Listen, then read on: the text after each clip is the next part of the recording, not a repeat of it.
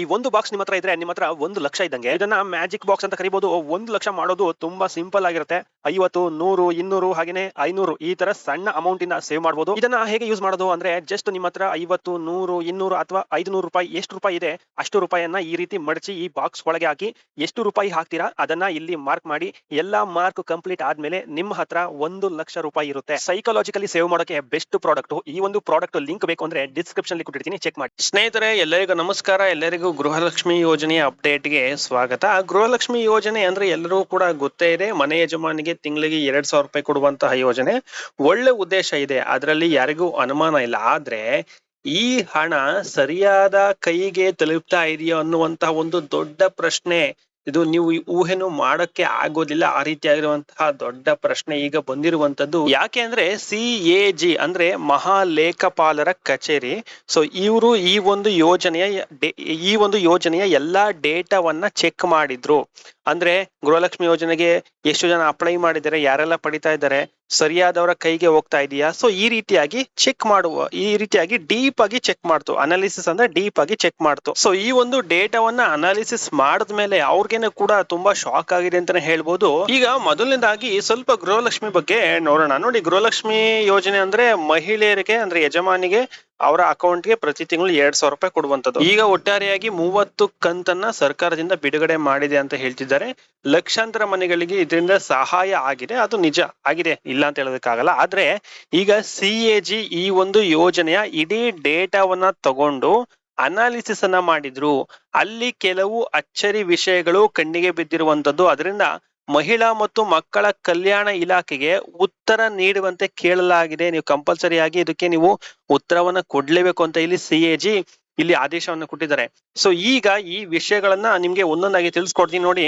ಮೊದಲನೇದಾಗಿ 19,020 ಜನ ಎಲ್ಲಾರು ಒಂದೇ ಬ್ಯಾಂಕ್ ಅಕೌಂಟ್ ನಂಬರ್ ಹೊಂದಿದ್ದಾರಂತೆ. ಅಂದ್ರೆ ನೋಡಿ, 19,020 ಜನ ಎಲ್ಲಾರು ಕೂಡ ಒಂದೇ ಬ್ಯಾಂಕ್ ಅಂದ್ರೆ 19,020 ಜನರ ಒಂದು ಗೃಹಲಕ್ಷ್ಮಿ ಹಣ ಏನಿದೆ, ಸೊ ಅವ್ರ ಹತ್ರ ಒಂದೇ ಅಕೌಂಟ್ ಇದೆಯಂತೆ.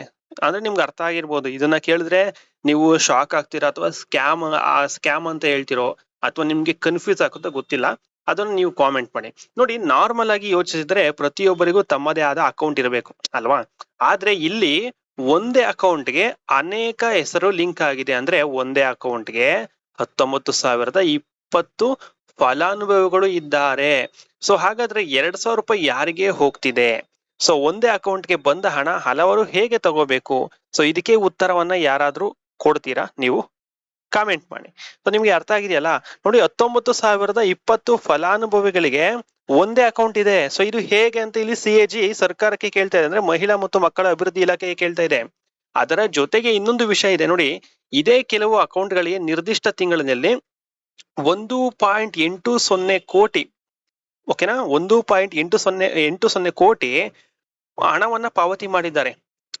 ಅಂದ್ರೆ ಒಮ್ಮೆ ಕೊಟ್ಟಿದ್ದನ್ನ ಮತ್ತೆ ಕೊಟ್ಟಿದ್ದಾರೆ. ಸೊ ಏಕೆ ಅಂತ ಗೊತ್ತಾಗ್ತಿಲ್ಲ. ಸೊ ಇದನ್ನ CAG ಅವರು ಕೇಳಿದ್ದಾರೆ ಮಹಿಳಾ ಮತ್ತು ಮಕ್ಕಳ ಅಭಿವೃದ್ಧಿ ಇಲಾಖೆಗೆ. ಸೊ 1.8 ಕೋಟಿಯನ್ನ ನೀವು ಮತ್ತೆ ಪಾವತಿ ಮಾಡಿದ್ದೀರಲ್ಲ, ಯಾಕೆ ಅಂತ ಇಲ್ಲಿ CAG ಕೇಳ್ತಾ ಇದೆ. ಅಂದ್ರೆ ಒಂದೇ ಅಕೌಂಟ್ಗೆ ಒಂದೇ ಅಕೌಂಟ್ಗೆ 19,020 ಫಲಾನುಭವಿಗಳಿಗೆ ಮತ್ತೆ ನೀವು ಅಮೌಂಟ್ ಅನ್ನ ಹಾಕ್ತಾ ಇದೀರಲ್ಲ, ಯಾಕೆ ಅಂತ ಇಲ್ಲಿ CAG ಮಹಿಳಾ ಮತ್ತು ಮಕ್ಕಳ ಅಭಿವೃದ್ಧಿ ಇಲಾಖೆಗೆ ಕೇಳಿದೆ. ಸೊ ಇದು ನೀವು ಅರ್ಥ ಮಾಡ್ಕೊಳ್ಳಿ. ಇನ್ನು ಎರಡನೇದಾಗಿ ಏನ್ ಗೊತ್ತಾಗಿದೆ ಅಂದ್ರೆ ಇದು ನಿಮ್ಮನ್ನ ಇನ್ನಷ್ಟು ತಲೆ ಕೆಡಿಸುತ್ತೆ ಅಂತಾನೆ ಹೇಳ್ಬೋದು. ನೋಡಿ, ಯೋಜನೆಗೆ ಸೇರ್ಕೊಂಡವರು ಜನರು ಪದೇ ತಮ್ಮ ಬ್ಯಾಂಕ್ ಅಕೌಂಟ್ ಗಳನ್ನ ಬದಲಾಯಿಸಿಕೊಂಡಿದ್ದಾರಂತೆ. 10,06,308 ದಾಖಲೆಗಳು ಈ ರೀತಿಯಾಗಿ ಸಿಕ್ಕಿವೆ ಅಂತ ಇಲ್ಲಿ CAG ಹೇಳ್ತಿರುವಂತದ್ದು.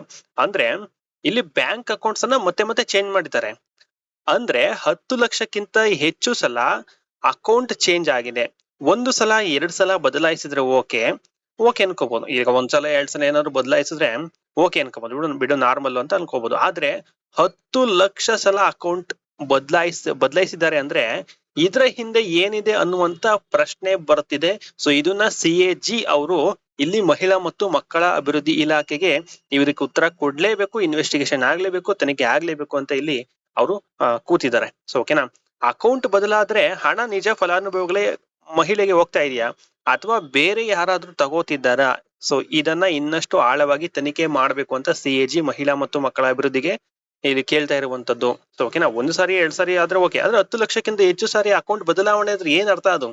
ಅದನ್ನೇ ಈಗ ಮಹಿಳಾ ಮತ್ತು ಮಕ್ಕಳ ಅಭಿವೃದ್ಧಿ ಇಲಾಖೆಗೆ CAG ಕೇಳ್ತಾ ಇರುವಂತದ್ದು.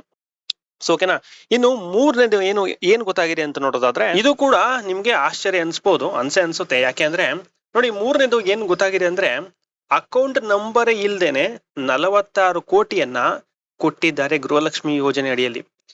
ಈಗ ನೀವು ಸುಮ್ನೆ ಥಿಂಕ್ ಮಾಡಿ. ಸೊ ನಿಮ್ಮ ಹತ್ರ ಒಂದು ಬ್ಯಾಂಕ್ ಅಕೌಂಟ್ ಇದ್ರೆ ತಾನೇ ನಿಮ್ಗೆ ಹಣ ಹೋಗುತ್ತೆ ಅಥವಾ ಹಣ ಬರುತ್ತೆ. ಸೊ ನಿಮ್ಮ ಹತ್ರ ಅಕೌಂಟ್ ನಂಬರ್ ಇಲ್ಲ ಅಥವಾ ಅಕೌಂಟ್ ಇಲ್ಲ ಅಂದ್ರೆ ನಿಮ್ಗೆ ಹಣ ಹೇಗ್ ಬರುತ್ತೆ?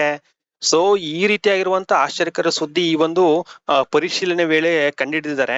ನೋಡಿ, ಬ್ಯಾಂಕ್ ಅಕೌಂಟ್ ನಂಬರ್ ದಾಖಲೆ ಆಗ್ದೇನೆ 23,262 ಜನಕ್ಕೆ ಹಣ ಹೋಗಿದೆ. ಇದು ಹೇಗ್ ಸಾಧ್ಯ? ಆ ಮೊತ್ತ ಎಷ್ಟು ಗೊತ್ತಾ ಅಂತ ನೋಡೋದಾದ್ರೆ 46.52 ಕೋಟಿ, ಅಂದ್ರೆ 46 ಕೋಟಿ ಹಣ ಇಲ್ಲಿ ಬ್ಯಾಂಕ್ ಅಕೌಂಟ್ ಇಲ್ದೇನೆ ಹೋಗಿದೆ. ಯೋಚನೆ ಮಾಡಿ, ಅಕೌಂಟ್ ನಂಬರ್ ಇಲ್ದೆ ಹಣ ಹೋಗ್ತದೆ ಅಂದ್ರೆ ಹಣ ಎಲ್ಲಿಗೆ ಹೋಯ್ತು ಅನ್ನುವಂಥದ್ದು ಪ್ರಶ್ನೆ ಅಲ್ವಾ? ಸೊ ಯಾವುದೇ ಅಕೌಂಟ್ಗೆ ಹಣ ಹೋಗ್ಬೇಕಾದ್ರೂ ಅಕೌಂಟ್ ನಂಬರ್ ಬೇಕೇ ಬೇಕಲ್ವಾ? ಅದು ಇಲ್ಲ ಅಂದ್ರೆ ಹೆಂಗ್ರಿ ಹೋಗುತ್ತೆ ಅಲ್ವಾ? ಸೊ ಇದು ತುಂಬಾ ಬೇಸಿಕ್ ವಿಷಯ. ಆದ್ರೆ ಇಲ್ಲಿ ಅದಿಲ್ದೇನೆ 46 ಕೋಟಿ ಹೋಗಿದೆ. ಸೊ ಇದು ಹೇಗೆ ಸಾಧ್ಯ ಆಯ್ತು? ಸೊ ಇಲಾಖೆ ಉತ್ತರ ಕೊಡಬೇಕು ಅಂತ ಇಲ್ಲಿ CAG ಕೇಳಿದೆ. ಇದು ಉದ್ದೇಶ ಪೂರ್ವಕ ತಪ್ಪ, ಇಲ್ಲ ಬರೀ ಕೋ ಇನ್ಸಿಡೆನ್ಸ್ ಆಗಿದೆಯಾ, ಅಥವಾ ಗೊತ್ತಿಲ್ಲದೆ ಏನಾದ್ರು ಆಗಿದೆಯಾ, ಅಥವಾ ಗೊತ್ತಿದ್ದು ಈ ರೀತಿಯಾಗಿ ಯಾರಾದ್ರೂ ಅಧಿಕಾರಿಗಳು ಸ್ಕ್ಯಾಮ್ ಮಾಡಿದಾರ ಅನ್ನುವಂತನ್ನ ಇಲ್ಲಿ CAG ಕೇಳ್ತಾ ಇರುವಂತದ್ದು. ಅದನ್ನ ತನಿಖೆ ಮಾಡಿಸ್ಬೇಕು ಅಂತ ಇಲ್ಲಿ ಮಹಿಳಾ ಮತ್ತು ಮಕ್ಕಳ ಅಭಿವೃದ್ಧಿ ಇಲಾಖೆಗೆ CAG ಕೇಳಿರುವಂತದ್ದು. ಸೊ CAG ಮಾಡಿದಂತಹ ಡೇಟಾ ಅನಾಲಿಸಿಸ್ ಅಲ್ಲಿ ಸೊ ಈ 3 ವಿಷಯಗಳು ಗೊತ್ತಾಗಿರುವಂತದ್ದು. ಅದು ಲೋಪ ಅಂತ ಹೇಳ್ಬೋದು, ಅಥವಾ ಉದ್ದೇಶ ಪೂರ್ವಕವಾಗಿ ಯಾರಾದ್ರೂ ಸ್ಕ್ಯಾಮ್ ಮಾಡೋದಕ್ಕೆ ಮಾಡಿದಾರ ಗೊತ್ತಿಲ್ಲ, ಅದು ತನಿಖೆ ಆದ್ಮೇಲೆ ಗೊತ್ತಾಗುತ್ತೆ. ಸೊ ಮೊದಲನೇದಾಗಿ 19,020 ಜನರಕ್ಕೆ ಒಂದೇ ಅಕೌಂಟ್, ಅಂದ್ರೆ 19,020 ಫಲಾನುಭವಿಗಳಿಗೆ ಒಂದೇ ಅಕೌಂಟ್ ಇದೆ. ಸೊ ಎರಡನೇದು 10 ಲಕ್ಷಕ್ಕಿಂತ ಹೆಚ್ಚು ಸಲ ಅಕೌಂಟ್ ಚೇಂಜಸ್ ಆಗಿದೆ. ಇನ್ನು ಮೂರನೇದಾಗಿ 46 ಕೋಟಿ ಅಮೌಂಟ್ ಏನಿದೆ ಅಕೌಂಟ್ ನಂಬರ್ ಇಲ್ದೇನೆ ಹೋಗಿದೆ. ಸೊ ಇದು 3 ವಿಷಯಗಳು ಪ್ರಮುಖವಾಗಿ ಗೊತ್ತಾಗಿರುವಂತದ್ದು. ನೋಡಿ, ಗೃಹಲಕ್ಷ್ಮಿ ಯೋಜನೆ ತಪ್ಪಲ್ಲ, ಮಹಿಳೆಯರಿಗೆ ಸಹಾಯ ಆಗ್ಬೇಕು ಅನ್ನೋ ಉದ್ದೇಶ ಒಳ್ಳೇದೇ. ಆದ್ರೆ ಯೋಜನೆ ಒಳ್ಳೇದಿದ್ರೆ ಮಾತ್ರ ಸಾಕಾಗಲ್ಲ. ಸೊ ಅದರ ಅನುಷ್ಠಾನ ಕೂಡ ಸರಿಯಾಗಿ ಆಗ್ಬೇಕು. ಮತ್ತೆ ಈ ಒಂದು ಅಮೌಂಟ್ ಗಳು ಎಲ್ಲಿಗೆ ಹೋಯ್ತು, ಯಾರಿಗ ಹೋಯ್ತು, ಉದ್ದೇಶ ಪೂರ್ವಕವಾಗಿ ಮಾಡಿದ್ದಾರಾ ಇಲ್ವಾ ಅನ್ನೋದನ್ನ ಖಂಡಿತವಾಗ್ಲೂ ತನಿಖೆಯನ್ನ ಮಾಡಿಸ್ಲೇಬೇಕು. CAG ಈ ಪ್ರಶ್ನೆಗಳನ್ನ ಮಹಿಳಾ ಮತ್ತು ಮಕ್ಕಳ ಅಭಿವೃದ್ಧಿ ಇಲಾಖೆಗೆ ಕೇಳಿದೆ. ಇನ್ನು ಸರ್ಕಾರ ಏನು ಉತ್ತರ ಕೊಡುತ್ತೆ ಅನ್ನುವಂಥದ್ದನ್ನ ನಾವು ವೇಟ್ ಮಾಡಿ ನೋಡ್ಬೇಕು. ಇದರ ಬಗ್ಗೆ ನಿಮ್ಮ ಅನಿಸಿಕೆ ಮತ್ತೆ ಅಭಿಪ್ರಾಯಗಳನ್ನ ಕಾಮೆಂಟ್ ಮುಖಾಂತರ ತಿಳಿಸಿ. ನೆಕ್ಸ್ಟ್ ವಿಡಿಯೋದಲ್ಲಿ ಸಿಗೋಣ. Thank you for watching.